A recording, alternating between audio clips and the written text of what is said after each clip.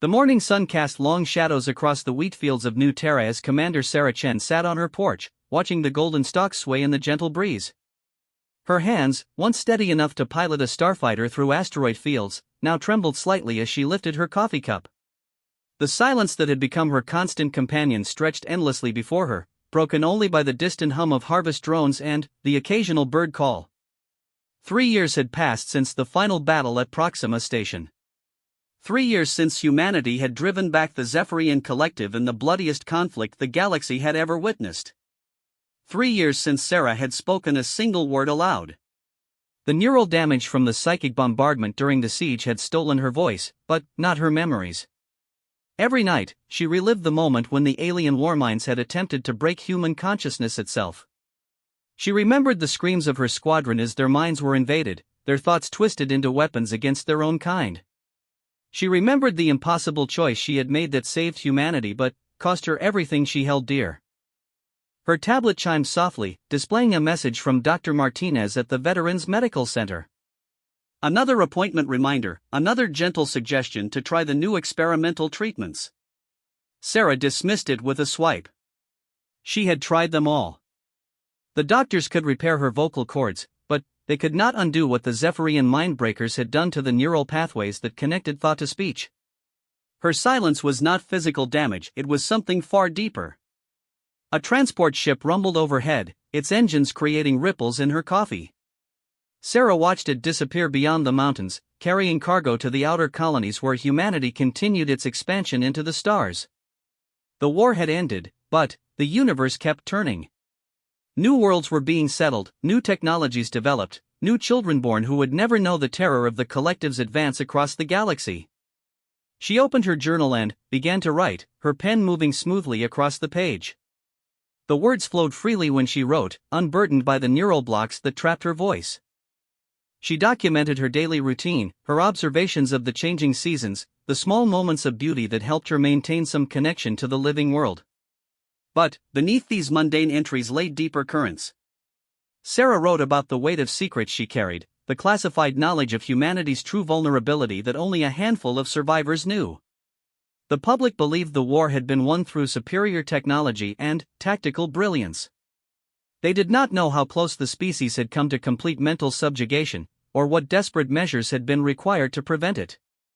The sound of footsteps on gravel interrupted her writing.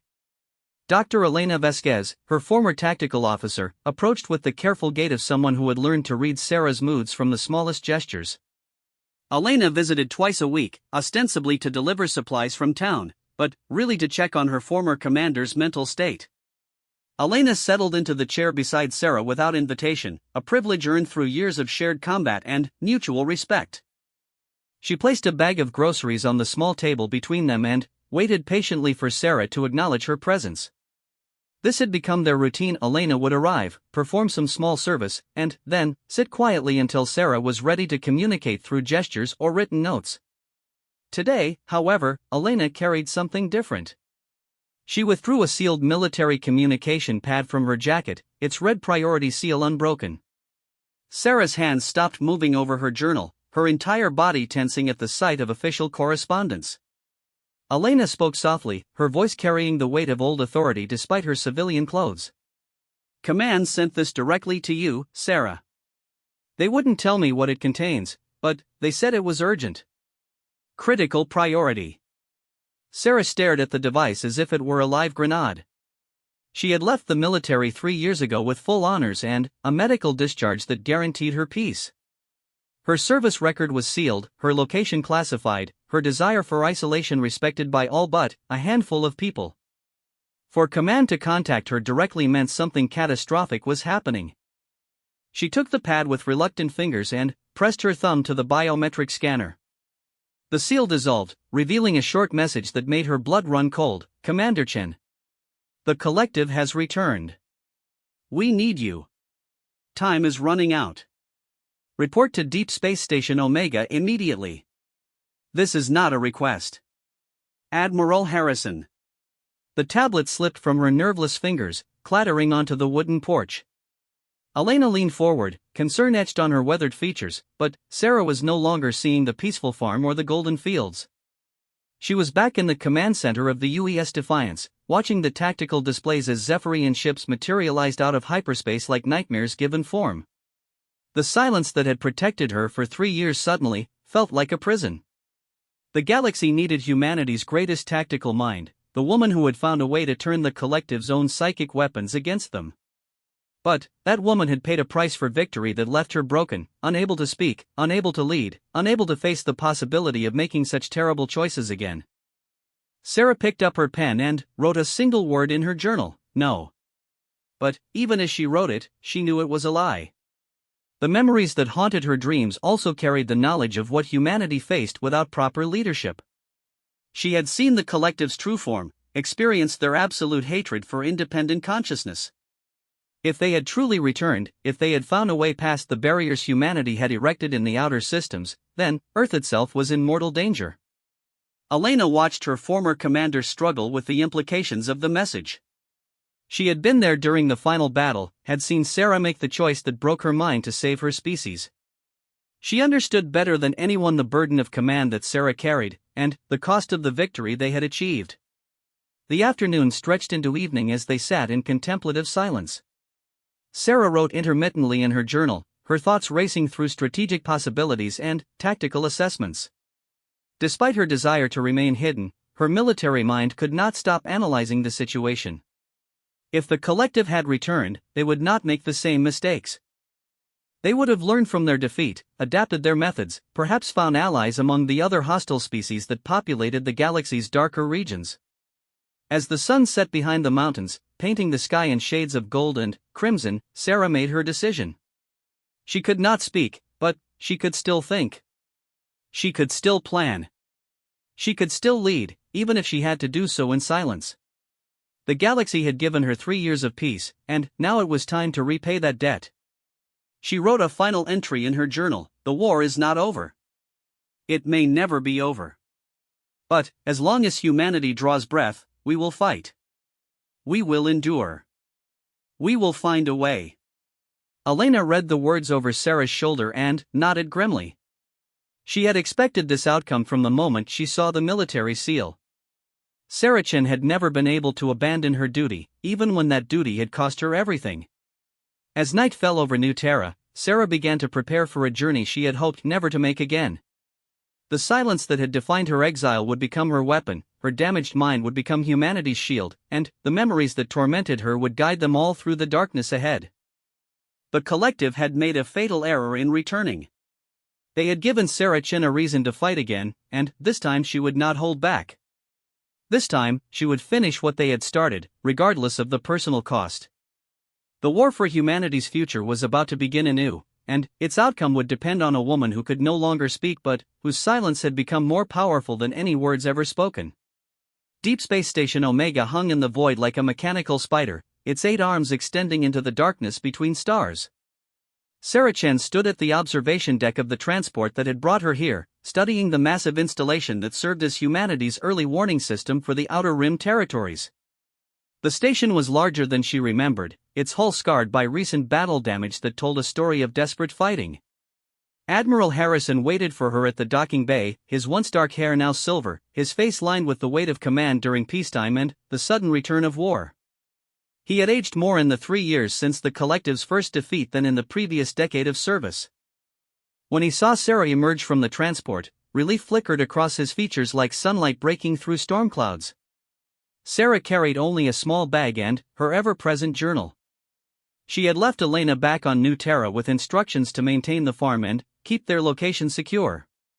This mission might require sacrifices that would put anyone close to her in danger, and she would not risk Elena's life again.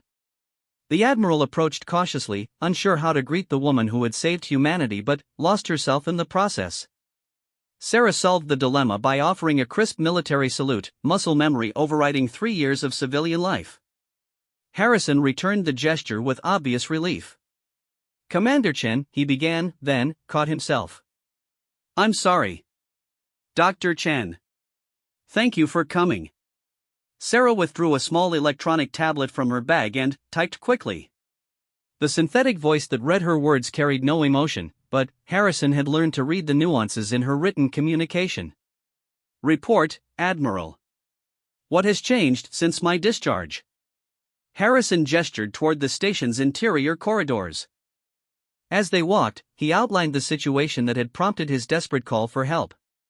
6 months ago, long-range sensors had detected massive energy signatures beyond the Helix Nebula, in a region that should have been empty space. Initial reconnaissance missions had not returned. Automated probes sent to investigate had transmitted corrupted data streams before going silent. 3 weeks ago, a survivor had emerged from the nebula in a heavily damaged scout ship. Lieutenant Marcus Webb, barely conscious and suffering from severe neurological trauma, had delivered a warning that chilled Harrison to his bones. The collective had not been destroyed. They had retreated, regrouped, and allied themselves with something far worse. Sarah listened without comment as Harrison led her through the station's command center. The tactical displays showed a three-dimensional map of the outer rim, with red zones marking areas where contact had been lost with human outposts. The pattern was eerily familiar, a systematic advance designed to isolate and eliminate resistance before striking at the core worlds. But there were differences from the first war that troubled Sarah deeply. The attack pattern was more sophisticated, showing signs of coordination with other hostile forces. Intelligence reports suggested that the collective had somehow made contact with the Devourers, a machine intelligence from another galaxy that consumed organic matter to fuel their expansion. If this alliance was real, humanity faced not just mental subjugation but complete extinction. Harrison stopped at a secured briefing room and activated privacy shields that would prevent any form of surveillance. Inside, a handful of senior officers waited around a holographic display table. Sarah recognized some faces from the previous war: Captain Torres, who had lost an arm during the defense of Europa; Major Kim, whose tactical brilliance had saved the Mars colonies; Commander Jackson, who had developed the first successful countermeasures against collective psychic attacks. But there were new faces as well, younger officers who had risen through the ranks during the peacetime years. They looked at Sarah with a mixture of awe and uncertainty, unsure what to expect from the legendary commander who had defeated an impossible enemy at an unimaginable cost. Sarah took her place at the table and immediately began typing on her tablet. Her first question cut to the heart of the matter: where is Lieutenant Webb now?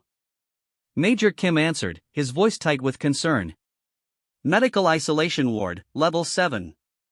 The neural damage is unlike anything we've seen before. His brain shows patterns consistent with both collective conditioning and something else, something that our xenobiologists can't identify. Sarah's fingers moved rapidly across her tablet. I need to speak with him immediately. Has he provided any tactical intelligence about enemy capabilities?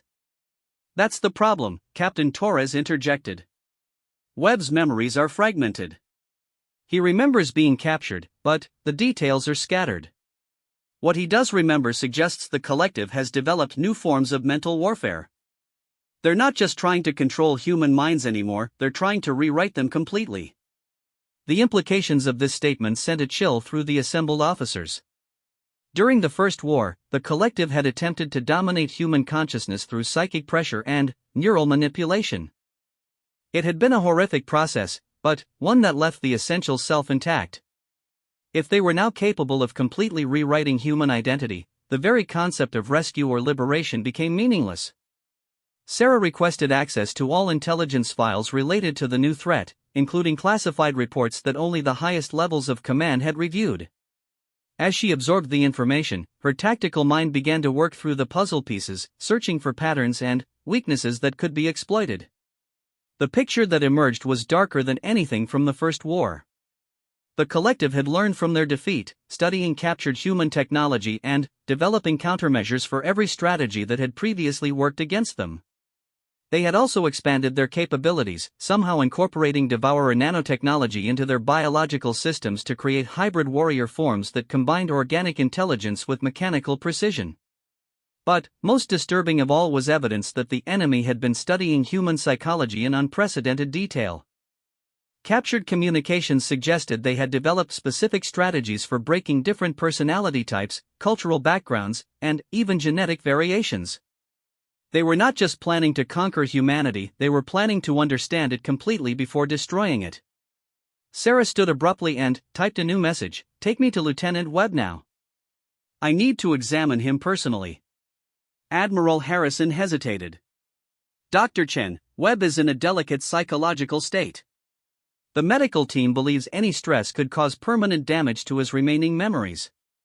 Sarah's response was immediate and uncompromising. Admiral, if the enemy has developed new forms of mental warfare, I am the only person on this station who has direct experience with their previous methods. I know what to look for, and I know how to protect myself from psychic contamination. Take me to him now, or I return to New Terra immediately. The Admiral recognized the iron will behind Sarah's silent communication. She had not traveled across half the galaxy to be protected from unpleasant realities. He led the group to the medical bay, where Lieutenant Webb was confined in a specialized isolation chamber designed to prevent psychic influence from affecting other station personnel. Webb appeared to be sleeping peacefully, but the medical readouts showed constant neural activity at levels that should have been impossible for an unconscious mind. His brain was processing information at superhuman rates, as if some foreign intelligence was using his neural pathways to run complex calculations. The medical team had sedated him to prevent seizures, but they could not stop the underlying process that was slowly burning out his nervous system. Sarah studied the young officer through the observation window, noting details that the medical staff had missed. Webb's eye movements followed specific patterns, his muscle twitches occurred at regular intervals, and his vital signs fluctuated in ways that suggested external control rather than natural biological processes. She had seen these symptoms before, during the early stages of collective conditioning, but never to this degree. She typed rapidly on her tablet, "He's not sleeping. Something is using his brain as a processing unit. How long has he been in this state?" "Continuously since arrival," replied Dr. Foster, the station's chief medical officer. "We've tried standard neural suppressants, but they have no effect. Whatever the enemy did to him, it's operating on a level we don't understand." Sarah considered the implications carefully. If the collective had learned to use human brains as biological computers, they could potentially turn every captured civilian into a weapon against their own species. The scope of this threat dwarfed anything from the previous war. She made a decision that she knew the medical staff would oppose. "I need direct neural contact with Lieutenant Webb. Prepare the psychic interface equipment." Dr. Foster stepped forward immediately. "Absolutely not. We have no idea what kind of conditioning he's carrying. Direct contact could contaminate your mind, or worse, allow whatever is controlling him to access your memories of our previous victories." Sarah's response was calm but final. "Doctor, I am the only person alive who has successfully resisted full collective conditioning. I know their methods, their limitations, and their weaknesses. If Webb is carrying information about their new capabilities, I am the only one who can extract it safely." Admiral Harrison understood the risk Sarah was proposing to take. During the final battle of the First War, she had allowed enemy psychics to partially invade her mind in order to plant false strategic information that led to their defeat. The process had cost her the ability to speak and left her with permanent neural damage, but it had also given her unique insights into collective psychology that no other human possessed. The psychic interface chamber was prepared with extraordinary precautions. Sarah would be connected to Webb through a heavily shielded neural link that could be severed instantly if signs of contamination appeared. Emergency medical teams stood ready to intervene if her brain showed any signs of foreign influence. As Sarah settled into the interface chair, electrodes placed carefully on her temples, she felt the familiar terror of opening her mind to alien contact. The last time she had done this, she had lost a part of herself that could never be recovered. This time, she might lose everything. But, as the connection engaged and her consciousness touched the fractured remains of Lieutenant Webb's mind, Sarah discovered something that changed everything. Hidden beneath the layers of collective conditioning and devourer programming was a message, a desperate warning planted by human resistance fighters who had somehow infiltrated enemy territory. The war was not what it appeared to be. Humanity faced not just one returning enemy, but a trap that had been 3 years in the making. And, at the center of that trap was a betrayal that reached to the highest levels of human command. Sarah's eyes opened, her body shaking from the psychic contact, but her mind clear and focused for the first time since her arrival at the station.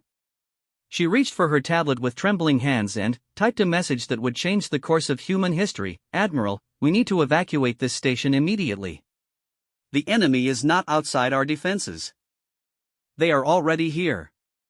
The revelation that enemy agents had infiltrated Deep Space Station Omega sent shockwaves through the command structure, but Sarah Chen moved with the calm precision of someone who had always suspected this possibility.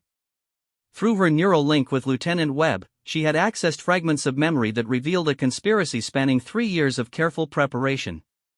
Admiral Harrison stared at Sarah's message on her tablet, his face pale with understanding.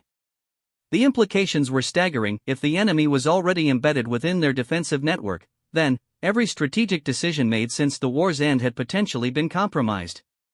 Worse, their current location was almost certainly known to hostile forces, making Omega Station a trap rather than a sanctuary.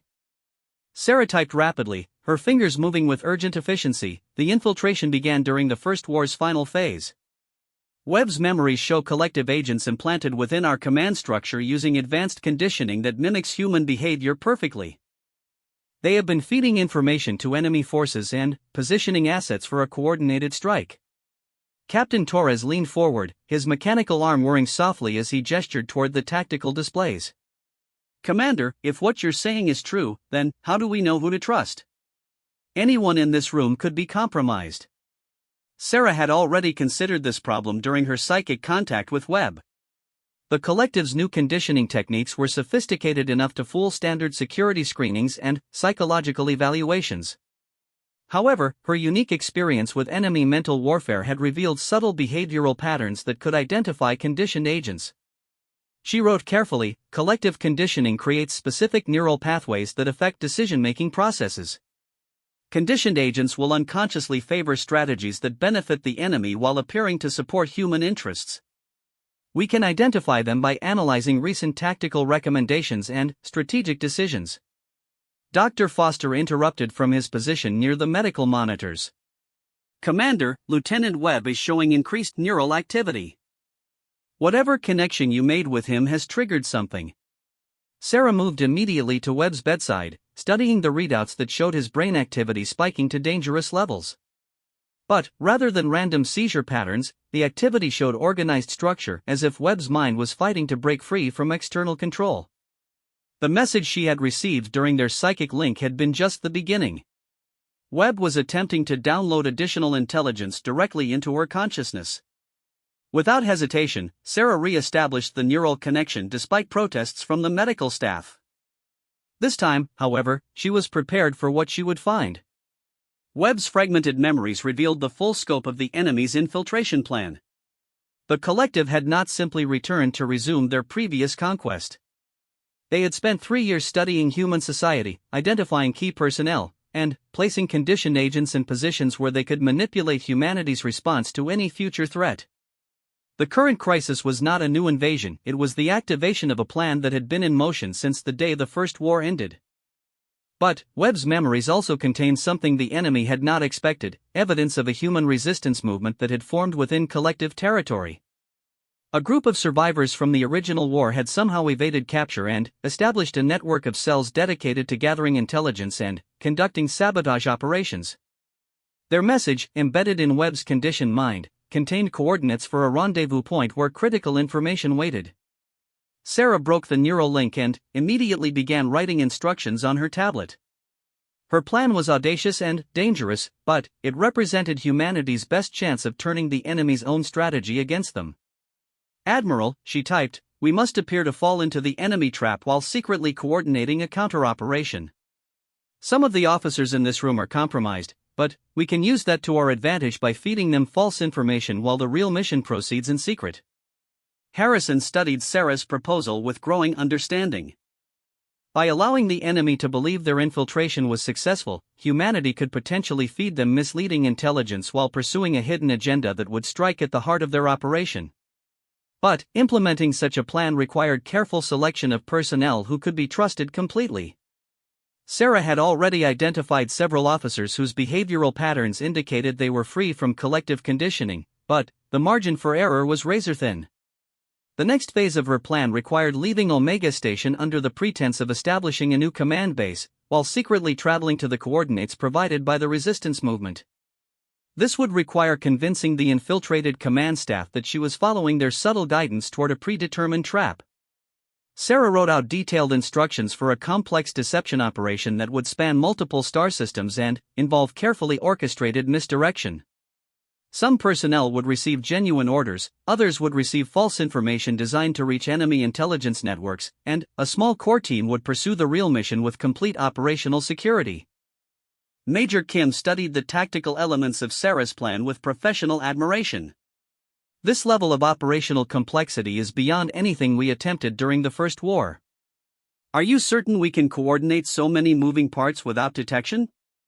Sarah's response revealed the full scope of her strategic thinking. Major, the enemy's greatest strength has become their greatest weakness. They have invested so heavily in infiltration and misdirection that they expect all human responses to follow predictable patterns. They will not anticipate that we are capable of operating at their level of strategic deception. The implementation of Sarah's plan began immediately. Admiral Harrison announced to the full station command that they were establishing a new forward operating base in the Kepler system, where long-range sensors had detected increased enemy activity. This announcement was deliberately leaked to personnel suspected of collective conditioning, ensuring that enemy forces would prepare for human arrival at Kepler. Meanwhile, Sarah and a carefully selected team of 5 officers prepared for a secret mission to the coordinates provided by the resistance movement.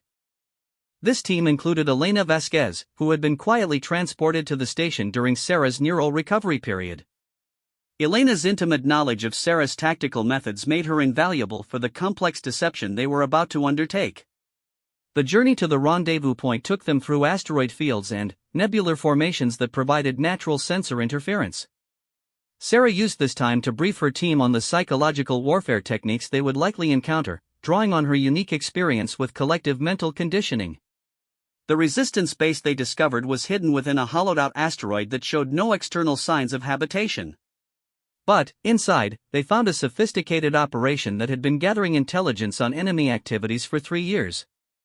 The resistance leaders were survivors from the First War who had been declared dead but had actually escaped into deep space to continue the fight. Commander Rachel Santos, former captain of the destroyed cruiser Valiant, met Sarah's team at the hidden docking bay. Santos had lost her left leg during the evacuation of her ship, but her tactical mind remained sharp and focused on the long-term struggle against the collective. Sarah, Santos said simply, understanding that words were unnecessary between veterans who had shared the crucible of impossible choices. "We've been waiting for you." The intelligence gathered by the resistance painted a picture of an enemy operation far more sophisticated than anyone had imagined. The collective had not just allied with the Devourers, they had learned to merge their consciousness with machine intelligence, creating hybrid entities that combined organic intuition with computational precision. These hybrid commanders were directing a campaign that spanned multiple galaxies, with humanity serving as both a test case for new conquest techniques and a source of biological material for further hybrid development. The attack on human space was not intended to be a quick victory, but a gradual process of conversion that would turn humanity itself into weapons against other organic civilizations. But the resistance had also discovered a critical weakness in the enemy's new hybrid nature. The merger of organic and machine consciousness created unstable neural patterns that could be exploited by someone with sufficient understanding of both human psychology and collective mental structures.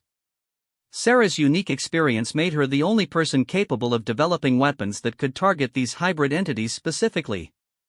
Working with the Resistance's captured enemy technology, Sarah began developing a new form of psychic warfare that could turn the hybrid commander's own consciousness against them. The process required her to once again risk her damaged mind by interfacing with alien technology, but the potential for victory justified the personal cost. Days passed as Sarah worked in the laboratory hidden deep within the asteroid base. Her team maintained communication with Admiral Harrison through carefully encrypted channels, reporting false progress on their supposed mission to Kepler while the real work proceeded in secret. Elena watched with growing concern as Sarah pushed herself beyond safe limits, interfacing with hybrid technology that caused visible neural damage with each session. But she also understood that this sacrifice was necessary for humanity's survival. The enemy's plan was too sophisticated to be defeated through conventional military action. Only by matching their level of psychological sophistication could humanity hope to prevail. The breakthrough came when Sarah successfully decoded the control algorithms used by hybrid commanders to coordinate their forces. By understanding these patterns, she could develop countermeasures that would cause the hybrid consciousness to collapse into chaos, leaving their forces leaderless and vulnerable. But implementing this strategy required Sarah to return to the heart of enemy territory and confront the hybrid commanders directly. The mission would almost certainly be a one-way journey, requiring her to sacrifice her life to deliver the psychic weapon she had developed. As she prepared for this final mission, Sarah wrote a last entry in her journal: "The silence that has defined my life since the first war will become my weapon in the last battle. I cannot speak, but my mind can still sing the song of human defiance.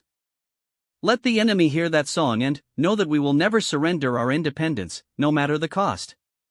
The assault on the hybrid command center required precise coordination between multiple resistance cells and the secret team Sarah had assembled. While Admiral Harrison's forces engaged enemy positions in the Kepler system, drawing attention away from the real target, Sarah's team penetrated deep into collective territory. The final confrontation took place within a massive bioship that served as the hybrid consciousness's central node. Sarah faced entities that were no longer fully organic or machine, but something new and terrifying that sought to remake all consciousness in their image. The psychic battle that followed lasted hours in subjective time but only minutes in the physical world.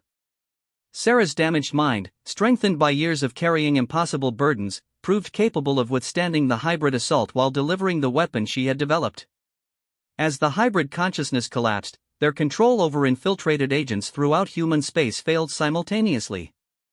The conspiracy that had threatened to destroy humanity from within crumbled, revealing the full scope of the enemy's 3-year deception.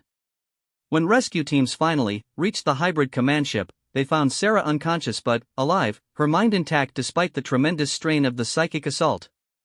The victory had cost humanity dearly, but it was complete. The collective's hybrid allies were destroyed, their infiltration networks exposed, and their plans for gradual conquest defeated.